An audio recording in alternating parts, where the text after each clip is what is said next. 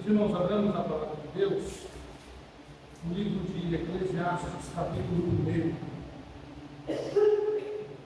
Eclesiastes, capítulo 1. Nós vamos começar hoje uma série de estudos nesse livro, então nós vamos ficar aí um tempinho meditando no que este riquíssimo livro tem a nos ensinar sobre as coisas da vida, sobre as muitas lições que o pregador, o escritor deste livro, nos ensina. Eclesiastes, capítulo 1, versículos 1 até o versículo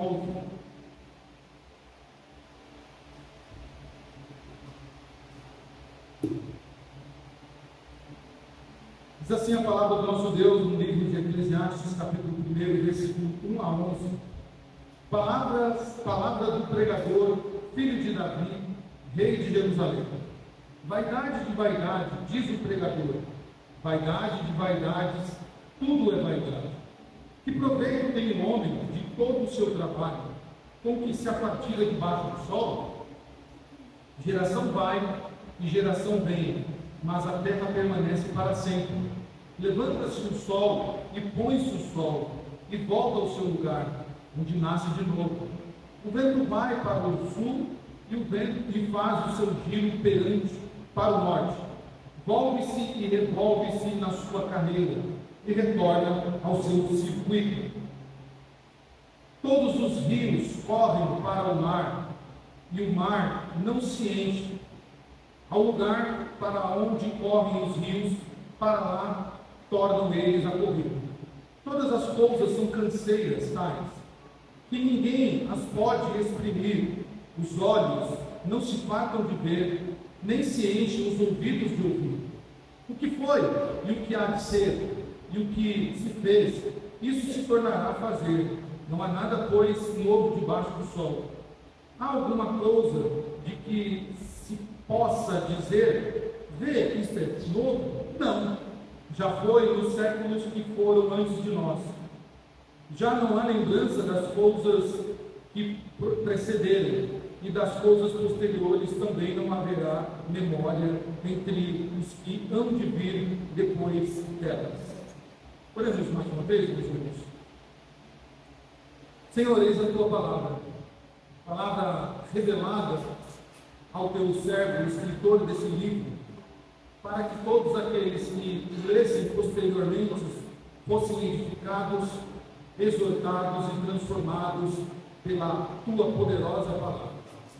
Senhor, fala o nosso coração nessa noite, e que a palavra pregada nessa noite, Senhor, na instrumentalidade do teu servo, seja, Senhor, e atinja o objetivo a qual o Senhor quer para cada um daqueles que estão aqui nessa noite. Essa é a nossa oração, em nome de Jesus. Amém. Meus irmãos, ouçam a letra dessa música, uma música da qual nós chamamos secular, mas ouçam a letra dessa música para que nós possamos fazer aqui uma introdução. Diz assim o escritor dessa música: sabe esses dias em que horas dizem nada? E você nem troca o pijama, preferia estar na cama. Um dia a monotonia tomou conta de mim. É o tédio, botando os meus programas, esperando o meu fim. Sentado no meu quarto, o tempo voa. Lá fora, a vida passa, e eu aqui à toa. Eu já tentei de tudo, mas não tenho remédio para livrar-me desse tédio.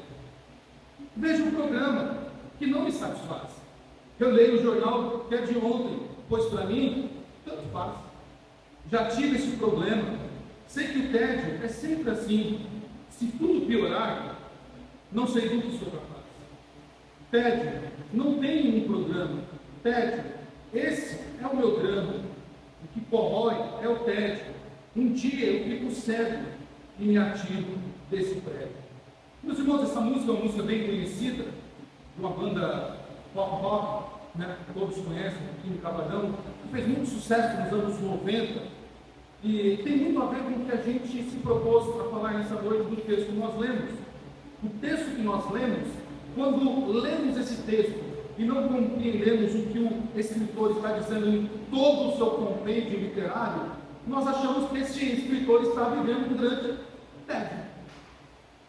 dá a impressão da vida do pregador aqui, do escritor? Ele fala das vaidades da vida, ele fala que não há nada novo, ele reclama do curso do rio, ele reclama do sol que se nasce, se põe. Parece uma pessoa entediada com a vida, parece uma pessoa que, de tanto viver uma rotina, uma monotonia, aquilo tomou conta dele e ele então já não consegue mais olhar para as belezas da vida, para as riquezas da vida e então ter ânimo para viver. Depois voltaremos mais à frente neste conflito. Meus irmãos, a maioria dos estudiosos ou dos teólogos, eles afirmam que o livro de Eclesiastes, ele foi escrito por Salomão.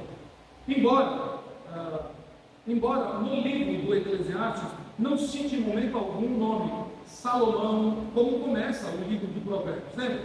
Provérbios de Salomão, rei de Israel. Mas embora não seja citado o nome de Salomão nesse livro, dentro desse livro, nós podemos ver então várias citações em que remetem ao autor desse livro. O autor desse livro, na versão original do texto bíblico, o nome desse livro é exatamente o nome O Pregador, que é o nome Coelê, ou Coelê. Esse Coelê, o pregador, é aquele que prega perante uma assembleia. E quando a Septuaginta, que é a tradução dos 70 anciãos ou rabinos, que traduziram a Bíblia do hebraico para o grego, chamada de Septuaginta, então eles mudaram o nome para Eclesiastes justamente porque o pregador pregava diante de uma assembleia. E a assembleia no grego é eclésia, daí o nome Eclesiastes. Se tudo que os estudiosos dizem ser verdade, e a maioria concorda que sim, Salomão provavelmente escreveu esses 3 livros, Provérbios, Cantares e Eclesiastes. E eles dizem que Cantares foi escrito na juventude. Quando nós adentrarmos no livro de Cantares, parece que é um livro de jovem, parece que é um livro de alguém que está desfrutando da sua juventude, escrevendo sobre as paixões da vida. Ele está muito vivendo um romance, ou vivendo uma grande paixão, e então diz que Salomão escreveu Cantares na sua juventude. Provérbios, segundo os estudiosos, foi escrito na maturidade. Nós acabamos de falar sobre Provérbios, e Provérbios parece realmente um livro de alguém que está na sua maturidade. São conselhos para a vida, são vários conselhos que Salomão dá ali no livro de Provérbios de alguém que está vivendo a sua maturidade. E Eclesiastes, eles entendem que Eclesiastes foi escrito já na sua velhice.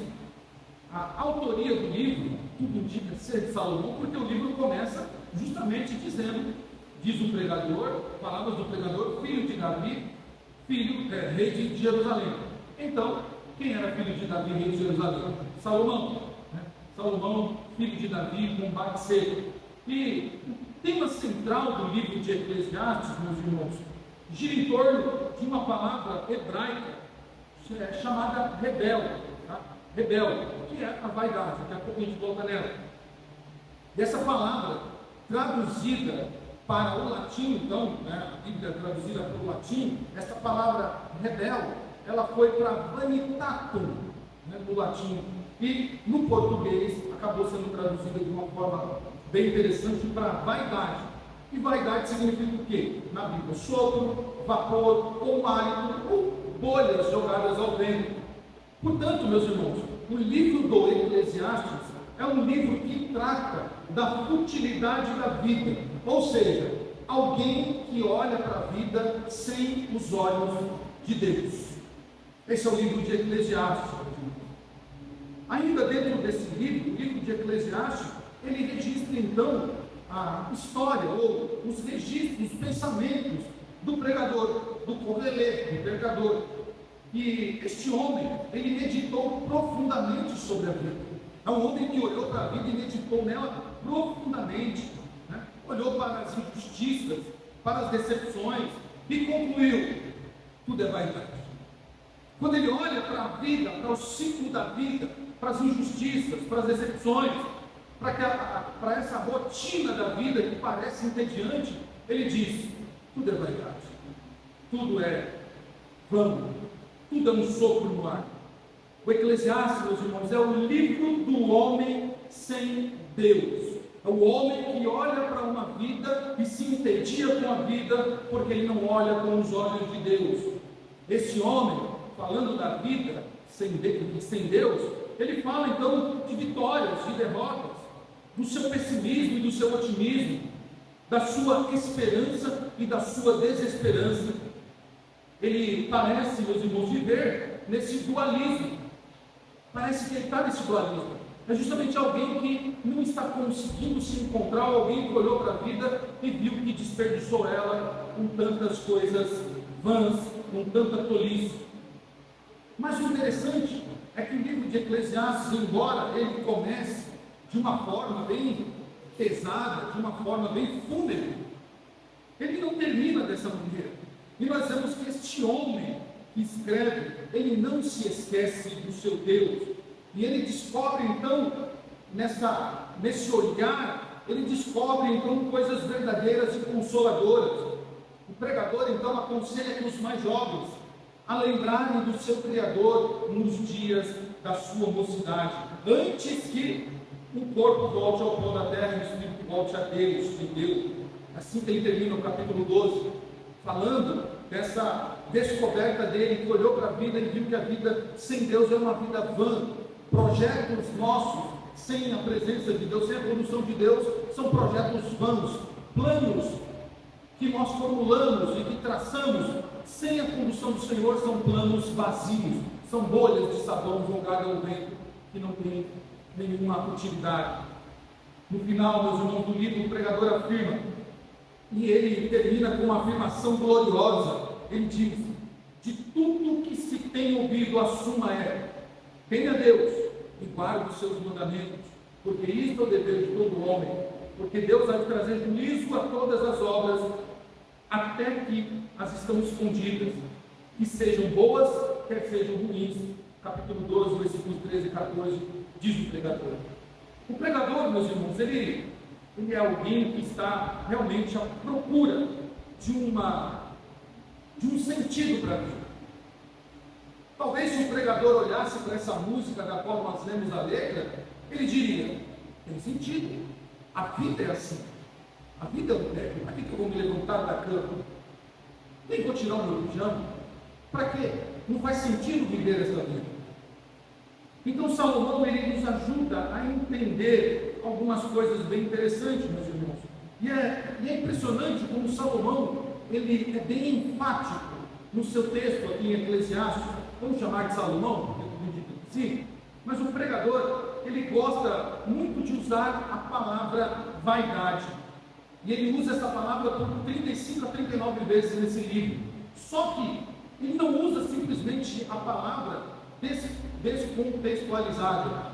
Salomão faz uso aqui de um termo gramatical que é um superlativo. O que é o superlativo? O grau superlativo indica a intensidade de uma qualidade expressa pelo adjetivo ou a circunstância expressa pelo advérbio. Sabe aquela coisa? Cântico dos cânticos. Santo, santo, santo. Você é lindo, extremamente lindo. Nossa, você está linda, extremamente linda. É um superlativo. É um recurso da gramática para você intensificar o adjetivo ou expressar, dar uma qualidade expressa ao advérbio da frase que você colocou. Salomão, então, ele percebe, meus irmãos, que a vida só tem sentido se o Senhor estiver presente nela. Por isso ele encerra o livro dessa forma da qual nós lemos, reconhecendo a necessidade da presença de Deus em nossa vida por completo.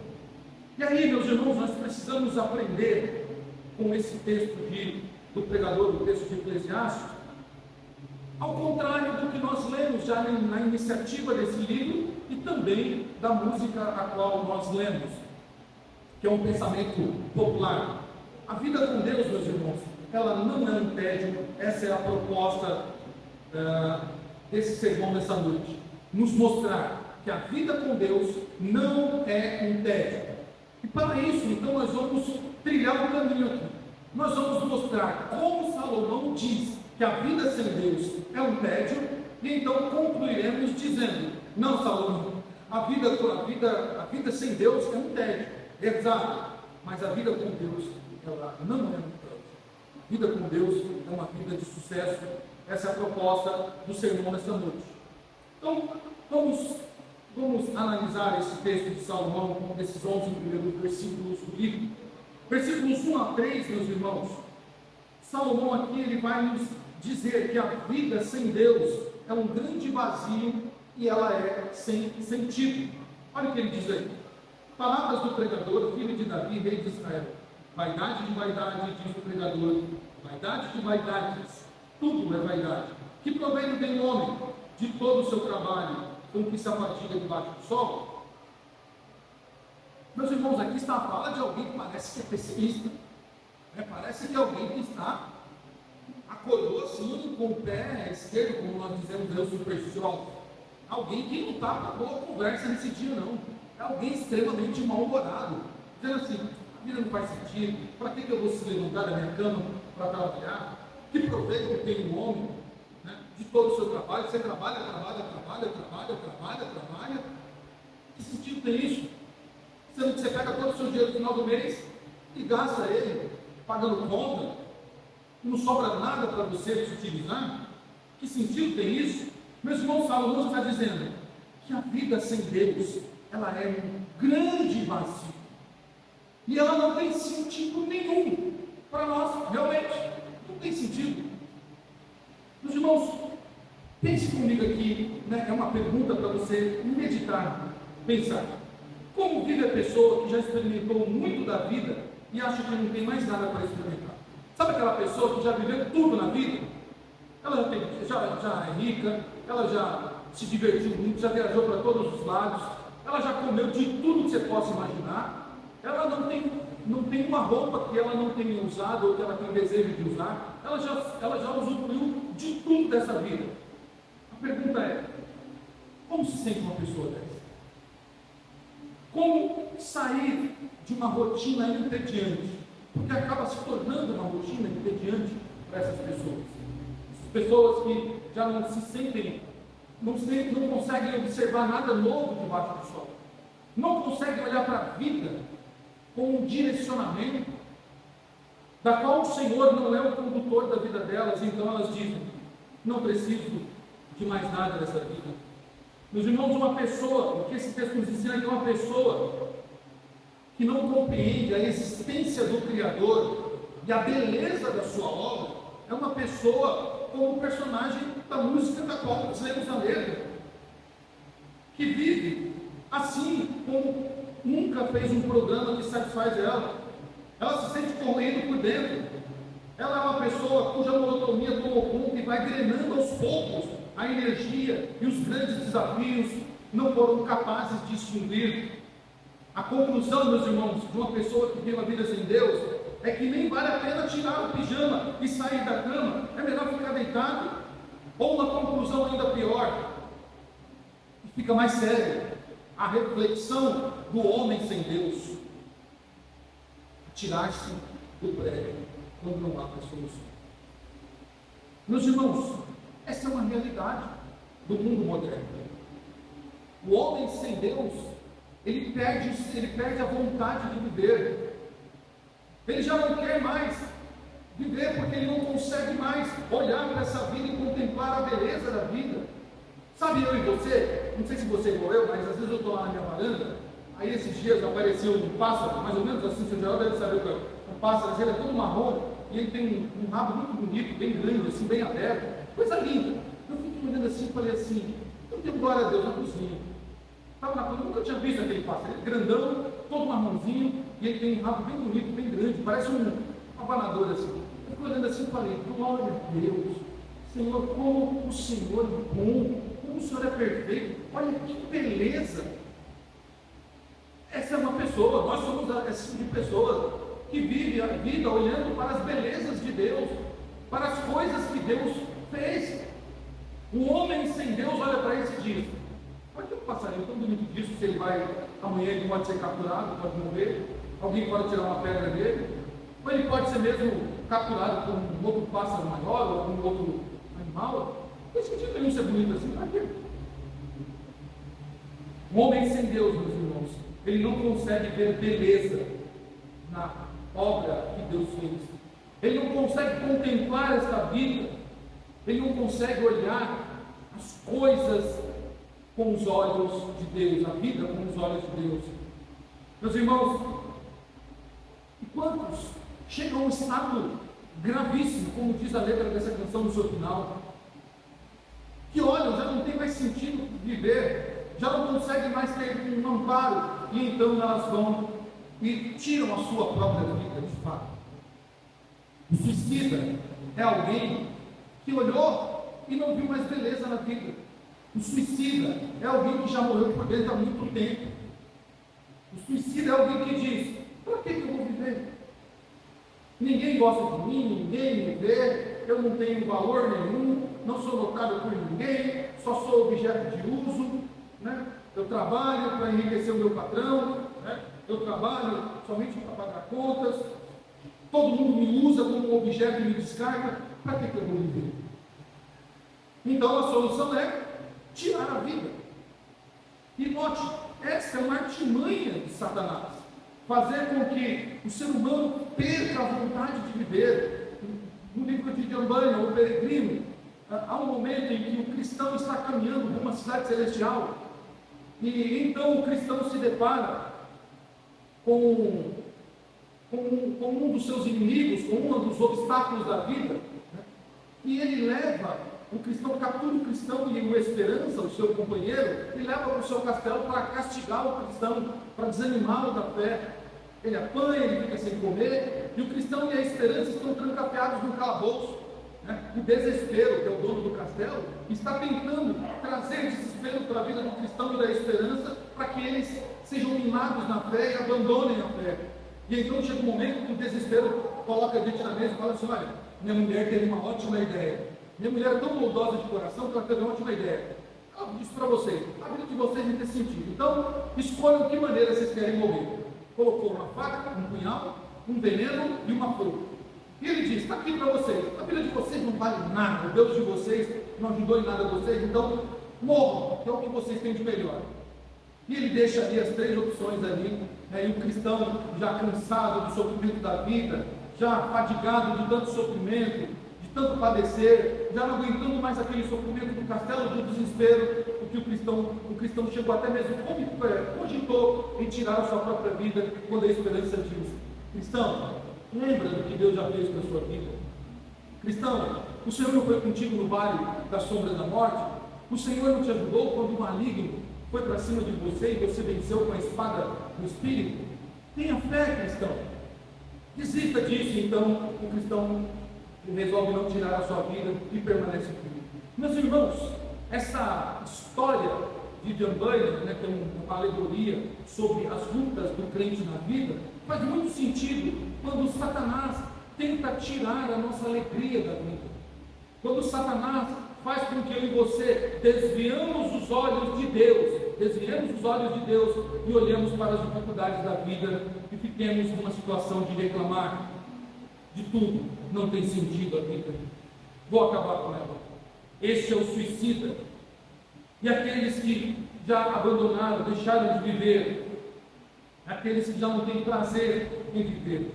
Meus irmãos, esses três primeiros versos referem-se então a atividades não seguras e imprescindíveis da vida. Este é o resultado de uma humanidade caída, tá? Caída no pecado, de uma humanidade, além de caída, que trata de viver a vida em sua própria força e independência. Essa é a condição que a queda nos deixou. Por causa do pecado, meus irmãos, as nossas inclinações são sempre para as coisas dessa vida. E então, nessa caminhada rumo à cidade celestial, nós precisamos compreender que a vida com os olhos de Deus é uma vida florida, colorida, abençoada, uma vida que tem sentido. O desafio, meus irmãos, do pregador aqui, que o pregador nos coloca no livro de Eclesiastes, o que ele propõe para nós, é pôr um fim no tédio. E como sair de um tédio? Qual o melhor caminho para sair de uma vida entediante? Qual o melhor remédio para livrarmos desse velho? Essa é a grande pergunta que o pregador faz nesses primeiros versos. Então sabemos que a vida sem Deus é um grande vazio e uma vida sem sentido. Mas ainda o sábio nos ensina uma segunda lição aqui, versos 4 a 6, ele diz que a vida sem Deus é uma grande mesmice e uma rotina enfadonha. Olha aí, versos 4 a 6. Geração vai e geração vem, mas a terra permanece para sempre. Levanta-se o sol e põe-se o sol, e volta ao seu lugar, onde nasce de novo. O vento vai para o sol, vai para o sul, e faz o seu giro para o norte. Volve-se e revolve-se na sua carreira, e retorna ao seu circuito. Todos os rios, só para você, tá? Então vejam só, os ventos revolvem-se na sua carreira e retorna ao seu circuito. Termina aí. Salomão então o pregador está nos ensinando que uma vida sem Deus é uma grande mesmice e enfadonha. Então, como sempre, neste livro, né, o pregador ele assume uma visão mais sombria da vida. É essa o olhar que você tem quando você lê aqui. O que ele está dizendo? O sol vem, o sol vai. O vento vem, o vento vai. E volta para o mesmo lugar. Ou seja, é um círculo. Isso acontece sempre. Ele não consegue enxergar algo positivo ou algo que chame a sua atenção. Sabe, aquela pessoa que fica impressionada com, nossa, que pôr do sol maravilhoso, aí vem outro e diz, amanhã você vem esse mesmo horário e vai estar tudo isso de novo. Porque ontem estava assim. Aí você fala, nossa, que pôr do sol maravilhoso, olha, a lua está vindo perto do sol, coisa linda. Aí vem o mal-humorado e diz assim, vem amanhã nesse mesmo horário, que vai acontecer de novo, porque ontem aconteceu isso.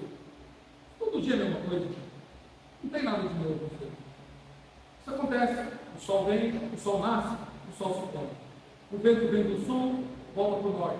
E continua o seu circuito. Não tem nada de novo. É uma mesmice. Uma coisa sem graça. Uma coisa sem graça. Salomão é o tipo de cara que não poderia morar numa cidade pequena como a nossa, senão ele ia se entediar no primeiro dia já. Ele ia falar, não tem nada aqui para fazer. Que história é essa? Eu vou para lá, eu volto para o outro e termino no mesmo local. Não tem nada para fazer diferente. Mas se Salomão olhar para esse local como eu e você olha, ele vai contemplar as belezas de Deus e vai dizer, não, todo dia é um dia diferente. Todo dia o Senhor tem algo novo se revelar a nós, neste local, nesta vida que Ele nos deu. Meus irmãos, Salomão começa dizendo, geração vai, geração vem. Uma geração pode estar emergindo, mas ao mesmo tempo, meus irmãos, outra geração está morrendo. Nós conversávamos esse dia, não lembro se era o seu Paulo, alguém falou assim, olha, ao mesmo tempo que morrem, 5 pessoas da cidade, está nascendo 10 no hospital lá, né? Então, a geração está indo, uma geração está nascendo. E em breve, meus irmãos, a geração mais nova se tornará a geração mais velha. E haverá outra geração depois dessa. Salomão está falando desse ciclo. Tá? E ele diz, é sempre a mesma coisa. Até ontem, você não existia. Então era a geração dos seus pais. Seus pais eram filhos. Agora os seus pais deixaram de ser pais e alguns passaram a ser avós. Os seus filhos, que até ontem eram filhos, passaram a ser pais. E talvez alguns deles já sejam avós ou serão avós daqui a pouco tempo. Salomão está dizendo, essa é a mesmice da vida. Uns nascem, outros morrem, geração vem, geração vai, e tudo continua igual. É sempre a mesma coisa. Meus irmãos, Salomão está dizendo que o conflito de gerações parece que nunca vai mudar. Parece que isso vai se tornar, vai ficar sempre assim. Parece que essa rotina nunca vai sair, nunca vai ter uma alteração. Aos olhos da geração emergente, tá? A pessoa acima dos 30 anos, ela já é considerada uma pessoa antiquada, uma pessoa desconectada com a vida. Assim como são as gerações.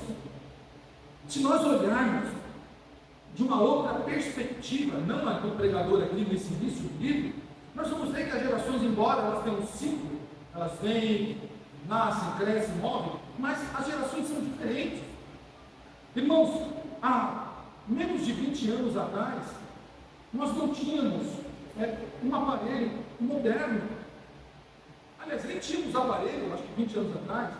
Não tínhamos, certamente não tínhamos. Não tínhamos um aparelho que nós pudéssemos carregar. Nosso telefone era em casa. Né? E era terrível ter aquele telefone caro em casa. Há 20 anos atrás, ou 15 anos atrás, nós não tínhamos aplicativos instantâneos de mensagem. Nós não tínhamos os carros supermodernos.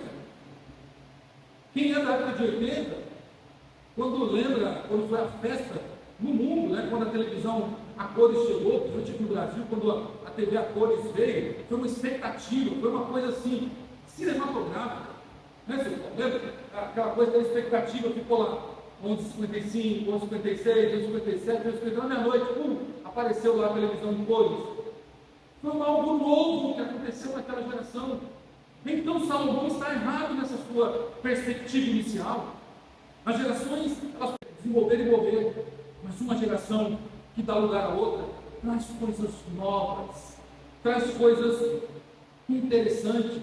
A geração que se foi passa a ser uma geração desconectada, uma geração que é considerada antiquada, já não consegue acompanhar o ritmo dos jovens.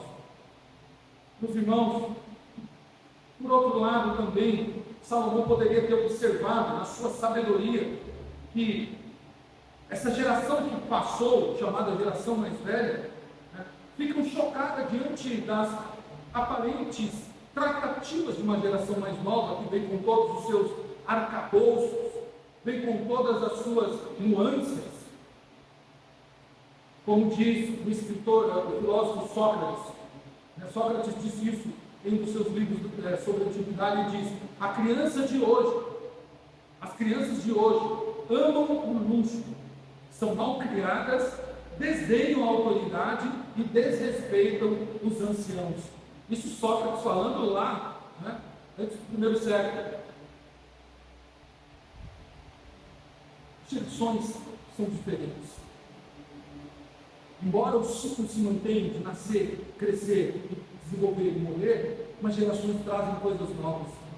Nós podemos olhar por essa perspectiva. Meus irmãos, falando sobre isso aqui, o pregador ele vai usar de um particípio, que é do hebraico, propriamente do hebraico, para expressar melhor a sua tese. Ele dá-nos a entender que uma geração que está saindo de cenário sempre está dando lugar a uma outra, que está entrando, é verdade. O homem nasce somente para ser erguido pela maré e então sai de cena, é isso que Salomão está dizendo, é isso que o pregador está dizendo. O pregador está dizendo assim: não adianta, o homem ele é mortal, ele vai fazer esse ciclo e vai permanecer algo sem sentido, algo vazio, uma mesmice olhar para a vida nesse sentido. Esse contraste que ele faz da terra, que a terra permanece para sempre, os rios fazem o seu curso, desembolsam todo o mesmo local, de modo que não enche, mas eles voltam para os seus cursos, o vento vem do sul para o norte, volta para a sua fase, mas ele diz que a terra permanece para sempre, e aqui ele usa um particípio de continuidade. Ele diz que o homem que foi feito da terra tem vida curta. É isso que Salomão está querendo dizer: tem vida curta e morre, mas o material da qual ele foi formado permanece, continua sempre. Salomão ele diz que isso é uma repetição cansativa. É como observar o sol, e o vento e o mar, é cansativo. Salomão parece que é alguém que não tem paciência nos ciclos da vida. Por quê? Porque a vida sem Deus ela é uma grande mesmice. Vida sem Deus, ela é enfadonha. Salomão chega a dizer que tudo isso é canseira, e a tradução aqui foi muito feliz de colocar que todas as coisas são canseiras aos olhos de Salomão, versículos 8 a 11. Mas Salomão agora vai expressar nesses versículos 8 a 11, meus irmãos, a última parte desse texto, Ele vai dizer que a vida sem Deus, além dela ser uma vida vazia, uma vida sem sentido, né? Uma vida vazia, uma vida sem sentido, que ela também é uma vida mesmice, uma vida que vive de enfado, é uma mesmice enfadonha. Salomão agora vai dizer que a vida sem Deus é nula de esperança, é uma vida que não tem esperança. Veja os versículos 8 a 11. Todas as coisas são canseiras, tais, que ninguém as pode exprimir. Os olhos não se fartam de ver, nem se enchem os ouvidos de ouvir. O que foi, o que há de ser, e o que se fez, isso se tornará a fazer. Nada há, pois, de novo debaixo do sol. Há alguma coisa de que se possa dizer, vê, isso é novo? Não. Já foi nos séculos que foram antes do sol, antes de nós. 11. Já não há lembrança das coisas que procederam, e das coisas posteriores também não haverá memória entre os que não de vir depois delas. Veja que Salomão agora ele diz que essas coisas são coisas que a vida sem Deus faz com que ela seja nula de esperança. Primeiro ele diz no versículo 8 que todas as coisas são canseiras. E a frase canseira aqui, como eu disse, não podia ser traduzida melhor, né? Ele se refere ao fato de que todas as coisas da vida são monótonas, são fúteis. Salomão diz, cansaço, é uma monotonia que enfada a gente, que, sabe, é uma coisa fútil, que tira a nossa alegria, que tira a nossa esperança e o prazer de viver.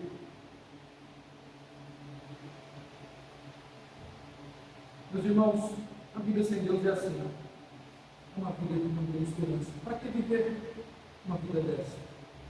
Para que viver uma vida que não tem esperança? Salomão nos ajuda, ele nos faz entender, ou nos quer fazer entender aqui, que aonde quer que nós olhemos, aonde quer que os nossos olhos passem, encontra-se a mesma coisa, cansaço e enfado dessas coisas que são, ou dessas atividades infinitas. Ninguém as pode exprimir. É impossível pôr em palavras a futilidade de tudo dessa vida quando nós olhamos para ela sem os olhos de Deus. Na realidade, meus irmãos, nunca essa rotina vai produzir verdadeira satisfação aos olhos e aos ouvidos do homem que vive essa vida sem Deus. Nós vamos olhar de novo, e olhar mais uma vez, e não vamos nos satisfazer com aquilo que nós vemos. Nós não vamos contemplar as coisas dessa vida, porque os nossos olhos estão sem esperança. E uma vida sem esperança é uma vida de monotonia. E é por isso que Paulo, escrevendo aos Coríntios, no capítulo 13, ele diz que há 3 coisas que permanecem: a fé, a esperança e o amor. Então veja, a esperança permanece, porque nós, como cristãos, como servos de Deus, como embaixadores de Cristo nesta terra, precisamos viver esta vida com esperança. Com esperança. Nós precisamos viver com esperança. Verso 9 e 10, meus irmãos, nestes versículos, o pregador amplifica o que ele disse no versículo 2 e 4, em termos de esperança. Se Deus for deixado de lado, se Deus é deixado de lado, a vida, a ser vista por mim, por você, e ela for somente analisada no prisma, debaixo do sol, das coisas rotineiras, não pode haver nada de novo, realmente. Se nós deixarmos Deus de lado e olharmos para a vida sob o prisma daquilo que acontece debaixo do sol, realmente nós não vamos conseguir enxergar nada de novo. Nada de novo. A história é um circuito fechado, trancado, que nada novo vai acontecer. Vai cair na repetição. Tem um filme muito interessante, eu não lembro o nome do filme em português, mas no inglês ele é o Dia da Marmota, né? O Dia da Marmota. E nesse filme, o que acontece? O personagem está vivendo uma história de vida, mas quando ele dorme, ele acorda de novo com a mesma história. E é sempre assim.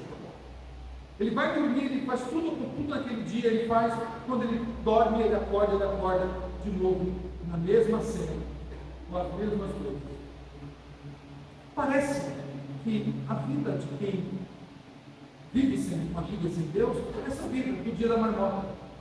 Acorda, dorme e acorda e diz: trabalho mais uma vez, escola mais uma vez, igreja mais uma vez, casamento, não muda nada. É uma rotina. Eu acho que o casamento é um exemplo bem interessante para falar de rotina da vida. Por que o casamento se torna rotina? Porque não se enxergou dentro do relacionamento, né? Não se olhou para o relacionamento com um prisma diferente do prisma apresentado aqui por Salomão. Olhou o casamento como algo rotineiro. Por que casamentos longevos? Os casamentos longevos, eles apresentam características, apresentam coisas novas, a ponto de você conversar e dizer assim: meu irmão, como você consegue conservar essa felicidade com 50 anos de casado? Aí ele diz: aprendi a amar essa mulher, aprendi a amar esse homem. Todo dia eu vejo algo diferente nele, todo dia eu vejo algo diferente nela.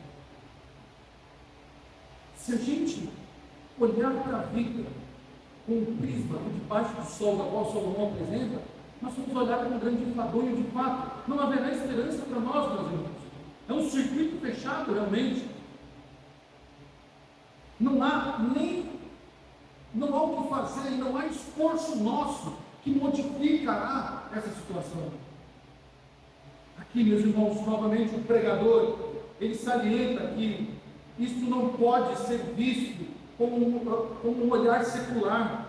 O olhar secular para nós cristãos é um olhar fora da igreja. Tudo que acontece fora da igreja, para nós, é um olhar secular. Se considerarmos a nossa vida sob o prisma de debaixo do sol, ou seja, o conceito do governo de Deus desde os céus não se sustentará. Se nós olharmos para essa vida com um olhar enfadonho, cansativo, rotineiro, meio da mesmice, da monotonia, do tédio, nós não vamos conseguir olhar ou viver essa vida dentro do prisma do governo e da governança e da soberania do nosso Deus, do nosso Senhor. Ninguém, meus irmãos, poderá apelar para Deus para que Ele olhe para baixo e intervenha. Como diz Isaías, no capítulo 63 do seu livro, não poderá haver redenção, visto que nenhum fator novo pode ser introduzido na vida de uma pessoa que não vive a vida com Deus. Ela vai olhar para as coisas e vai dizer: não há redenção, não há salvação. Meus irmãos, o salmista, ele nos traz uma esperança no Salmo 96. Olha o que ele diz lá no Salmo 96. Ele diz algo muito interessante para nós, falando sobre, ou combatendo essa mesmice da vida, ou esse olhar enfadonho, rotineiro e tedioso da vida. Olha o que ele diz aí no Salmo 96. Cantai ao Senhor um cântico novo, cantai ao Senhor todas as terras. O salmista diz: hoje é dia de cantar algo novo ao Senhor. Cante um cântico novo. Faça algo novo na sua vida.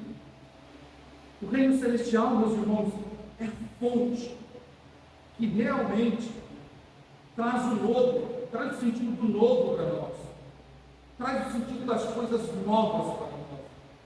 Se nós vivermos essa vida com o prisma do tédio, da monotonia, nós não vamos conseguir enxergar nada novo. Mas se nós olharmos para essa vida com o prisma do governo de Deus, com o senhorio do Senhor, nós vamos conseguir enxergar as belezas da vida, conseguiremos enxergar coisas novas e cantaremos ao Senhor um cântico novo. Verso 11, meus irmãos, o pregador diz que não há lembrança das coisas que procederam. E aqui, meus irmãos, talvez ele queira dizer que a razão do novo no versículo 10, e provavelmente fica melhor traduzido aqui, para homens que precederam, né? O homem não é perseguido por sua incapacidade de realizar qualquer coisa digna de valor, mas também pela percepção de que até mesmo a lembrança de seus esforços será logo esquecida. Veja só, Salomão está dizendo aqui que não dá para lembrar das coisas que se passaram, já se foram, já se passaram, não há o que lembrar dela. Olha, querido, já não há lembrança das coisas que se precederam. Viver sem Deus, meus irmãos, um exemplo disso, de uma vida sem Deus que cai no esquecimento, cai no ostracismo, nós podemos muito bem lembrar que, por exemplo, se a gente perguntar aqui para as crianças, os adolescentes, uma coisa até para muitos irmãos, diga aí os 4 nomes dos componentes do Beatles. Os 4. Talvez alguns aqui saberiam o nome. Alguém sabe o que fala nisso? Alguém sabe os 4 nomes do seu Paulo? Sabe. Os 4, né? Meus irmãos, a maioria, talvez o leitor fique assim. Quem é Beatles, né? Talvez sabe quem é Beatles, mas não sabe quem são os componentes. Por quê? Porque um belo dia, John Lennon, na sua loucura, John Lennon chegou a dizer assim, que em certo tempo os Beatles seriam mais conhecidos do que Jesus Cristo. Seriam mais conhecidos do que Jesus Cristo. Passou-se o tempo. O próprio John Lennon foi assassinado por um fã nos anos 80. E a banda acabou. George Harrison foi para sua carreira solo. Paul McCartney também. Ringo Starr também para sua carreira solo. E hoje, se o Ringo Starr passar em algumas ruas, ninguém sabe que ele é um Beatle. Talvez o Paul McCartney, que é o mais conhecido, mas o Ringo Starr, né? Ninguém sabe quem é. George Harrison. Teve um que já morreu aí, tá? O George Harrison. Se eu não matei ele, não é ele, tá? Mas um deles já morreu também. Então perceba, os Beatles caíram no esquecimento também. Somente quem é fã mesmo de carteirinha e acompanha toda a trajetória da banda, lembra-se. Salomão disse, já não há lembrança das coisas que se passaram. Já não há lembrança das coisas que passaram. Talvez poucas pessoas saibam escalar a seleção campeã do mundo de 1994, a seleção do Brasil, a seleção de 2002. Talvez poucas pessoas saibam escalar os 11 jogadores. Talvez nós nem lembremos mais de quem foi o primeiro presidente da República, né? Já nos tempos de democracia, ou quem foi o último presidente do sistema do governo militar, ou quem foi o primeiro presidente do Brasil. Percebam, o Salomão está dizendo, essas coisas caem no esquecimento. Não tem sentido a vida. Aquilo que era tão belo, aquilo que era tão importante, aquilo que fazia tanta fama, aquilo que fazia com que 100 mil pessoas do estádio de futebol gritassem, celebrassem, já não são mais. Salomão diz: a vida é igual, tudo parece uma mesma rotina. Qual o progresso disso? Qual o lucro? Qual o lucro disso? Salomão diz: já caiu no esquecimento dessas coisas.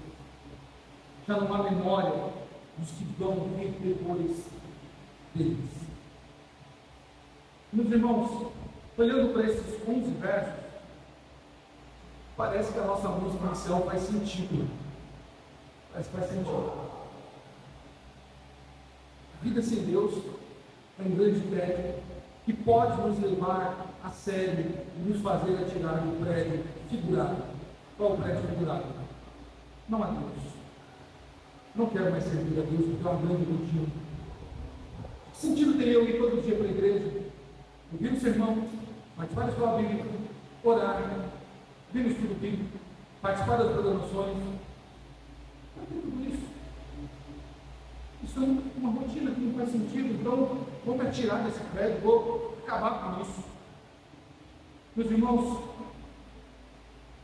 Salomão tinha sabedoria dada por Deus, foi isso que ele pediu quando ele foi assumir o reinado.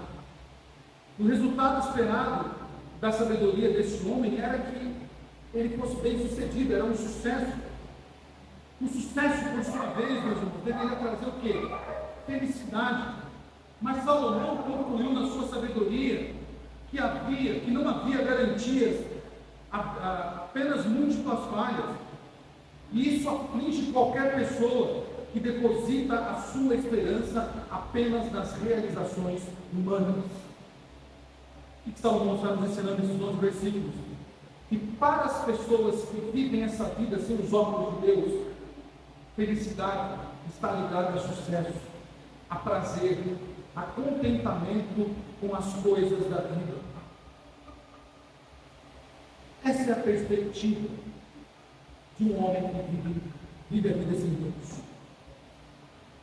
Mas, irmãos, concluindo, apesar de tudo que nós vemos aqui, apesar dessa vida rotineira, monótona, sem graça, entediante, vazia, como bolha de sabão, que sopra e ela vem alguns instantes depois desaparece, apesar disso tudo, meus irmãos, a vida é a alegria de Deus e deve ser cultivada por nós, seus servos, com alegria, acima de todas as crises e de todas as provações que nós tivermos. O homem, o ser humano, ficou sem Deus no mundo, sem Deus. O homem só está sem Deus porque o homem abandonou a Deus na sua história. Mas, meus irmãos, ele tem uma vida, nós temos uma vida e devemos viver essa vida apesar de todas as coisas e de todas as dificuldades e de todas essas aparentes mesmices. E devemos viver essa vida apesar de tudo com moderação, mas com alegria e temor do Senhor. O pregador, irmãos, ele olha para o mundo natural e não consegue reconhecer neste mundo natural qualquer tipo de progresso. Mas louvado seja Deus. Porque, meus irmãos, o próprio escritor vai dizer assim: melhor é o fim de todas as coisas do que o começo delas. Glória a Deus. Glória a Deus que o livro de Eclesiastes não termina nesses 11 versículos. Ele prossegue, mostrando a nós que a vida com Deus é uma vida de felicidade. É uma vida que, ainda que enfrente dificuldades, enfrente as crises dessa vida, nós somos felizes. Porque nós podemos olhar para o céu, olhar para a natureza, olhar para a criação com uma outra perspectiva, não com a perspectiva monótona, entediante e enfadonha do pregador nesse texto inicial, mas nós podemos olhar com os olhos do salmista, com o prisma do salmista que diz: os céus proclamam a glória de Deus e o firmamento anunciam as obras das suas mãos. Este é o olhar de quem está olhando, admirando a criação e dizendo: Deus está pregando. O sol está nascendo, é Deus pregando, é a natureza pregando para todos os homens, dizendo: saiam da rotina, saiam do tédio, lavem esse rosto, coloquem uma boa roupa, tomem uma bela xícara de café e contemplem a vida que Deus está lhes dando. É o sol se pondo e o sol pregando e dizendo assim: ei, humanos, ei, homens, saiam desse tédio, se alimentem, melhorem a sua face, porque eu estou dizendo para vocês: Deus lhes deu mais um dia de vida. É a natureza, meus irmãos, é a criação pregando todos os dias para nós. Podemos olhar com esses olhos. E para provar o seu argumento, meus irmãos, o pregador ele olha para o mesmo e velho sol e diz que, como o noivo que sai dos seus aposentos, e se regozija como um herói a percorrer o seu caminho. O mesmo sol, que até então era enfadonho, agora ele diz que este sol, ele tem algo positivo. Ou com o olhar do salmista de novo, no Salmo 113, quando o salmista, olhando para o sol, ele não se importa se o sol parece fazer qualquer progresso ou não, se testifica a alegria, ele testifica, na verdade, a alegria no seu Criador. Por isso o salmista diz: do nascimento do sol até o seu ocaso, louvado seja o nome do Senhor. Meus irmãos, talvez hoje nós tenhamos dificuldades de olhar para a vida e vivê-la no prisma de Deus. Mas, meus irmãos, algum dia, neste dia está próximo, Deus fará novos céus e uma nova terra. Infelizmente, nem todos creem nisso, é claro. Na verdade, a Bíblia diz, a Bíblia afirma, que algumas pessoas negam o juízo vindouro de Deus e a salvação final porque acreditam que todas as coisas vão permanecer como desde o princípio. Pedro diz isso na sua segunda carta, no capítulo 3. O que essas pessoas estão dizendo, meus irmãos, se parece muito com o que o pregador está dizendo aqui no Eclesiástico. Não há novo, nada novo debaixo do sol. Mas a Bíblia promete, as Escrituras nos prometem, nos dão esperança, que quando este mundo velho for cansativo, for destruído, Deus fará novos céus e nova terra. E essa promessa, meus irmãos, nos dá esperança, enche de esperança o povo de Deus e nos capacita a perseverar, mesmo quando nós estivermos cansados, mesmo quando nós estivermos abatidos, não entediados, mas abatidos. As frustrações da vida, meus irmãos, não permanecerão para sempre. Viveremos na esperança, ou vivemos na esperança de um dia melhor. Meus irmãos, podemos escolher viver a vida dentro do prisma da música técnica. Talvez você, ou talvez alguém seja adepto disso, viver dentro da prisma do autor da música técnica e afirmarmos que a vida chegou num limite tão entedioso que vale a pena se atirar do prédio. Ou nós podemos viver a vida no prisma das Escrituras, conforme escreveu Paulo aos Coríntios, na sua primeira carta, capítulo 10, versículo 31. Quer mais? Quer ver mais? Ou façais qualquer outra coisa, fazei tudo para a glória de Deus. Nós podemos até contemporaneizar esse versículo. Quer casamos? Quer brincamos? Quer nos divirtamos? Quer virmos para a igreja? Ou saímos para um parque nos divertir? Ou voltemos para a nossa casa assistir um belo filme? Façamos tudo para a glória de Deus. A vida com Deus, meus irmãos, é alegria e esperança. Fiquemos com a palavra, com as palavras reveladas pelo Espírito Santo de Deus a Paulo, que lembra que a vida com Deus, ela não é um tédio. Se trabalharmos, meus irmãos, ou se trabalhamos e lutamos, é porque nós temos depositado nossa confiança e nossa esperança no Deus vivo, no Salvador de todos os homens, especialmente daqueles que creem. Eu quero terminar, meus irmãos, lendo com vocês Tiago, capítulo 4, versículo 10. Carta de Tiago, capítulo 4, versículo 10. Perdão, 1 Timóteo, capítulo 4, versículo 10. 1 Timóteo, capítulo 4, versículo 10. Paulo nos alegra com uma bela mensagem que nós concluiremos desse sermão com esta fala de Paulo. Ora, é para este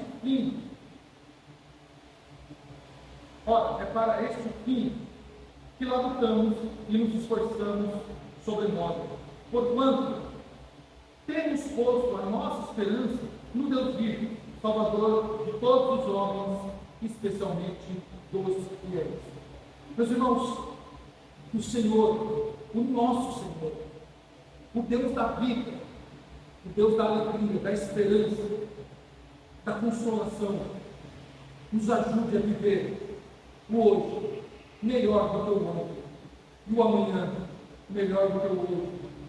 Se eu e você vivermos esses dias e vivermos a nossa vida com os olhos de Deus, contemplando a sua beleza e esperando a bendita salvação para as nossas vidas. Vamos orar?